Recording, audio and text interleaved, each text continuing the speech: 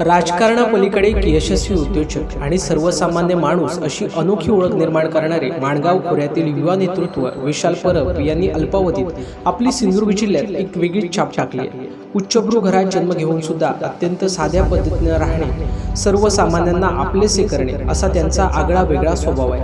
राजकारणात काम करत असताना समाजातील सर्वसामान्य व तळागाळातील लोकांना न्याय मिळाला पाहिजे, रोजगार मिळाला पाहिजे अशा उद्देशाने झटणाऱ्या आगळ्या वेगळ्या विशाल नेतृत्वाचा वाढदिवस उद्या होत आहे। या पार्श्वभूमीवर ब्रेकिंग मालवणी परिवाराकडून घेण्यात आलेला हा धावता आढावा।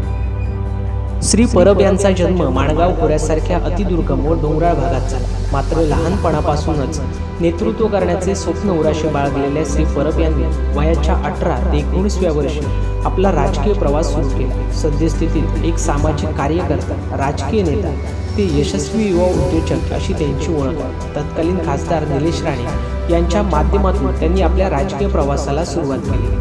दरम्यानच्या काळात त्यांचे वडील प्रभाकर परब यांनी त्यांना राजकारणाचे चांगले धडे दिले। त्यातून त्यांनी राजकारणात सुद्धा अल्पावधीत आपले वेगळे स्थान निर्माण केले।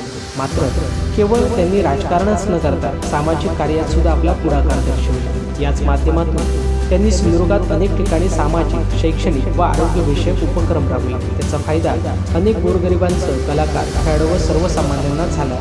सद्यस्थितीत सिंधुदुर्गात त्यांची ओळख एक युवा उद्योजक म्हणून आहे। त्यांच्या प्रेरणेतून अनेक लोक आपली वाटचाल उद्योगधंद्याच्या दिशेने करत आहेत। अशा नवउद्योजकांना ते नेहमीच प्रेरणा देतात। केवळ राजकारण आणि समाजकारण न करता त्याला विकासाची जोड दिली पाहिजे आणि जर विकास करायचा असेल तर त्यासाठी युवकांना पुढे आणले पाहिजे असे ते नेहमीच सांगतात। तसेच सिंधुदुर्गातील आपला प्रत्येक माणूस पुढे आला पाहिजे आणि विशेष करून त्यासाठी युवा नोकरी किंवा चाकरीत न अडकता आपला स्वतःचा व्यवसाय सुरू करून आपली वेगळी ओळख निर्माण करावी असाही संदेश ते युवकांना देतात।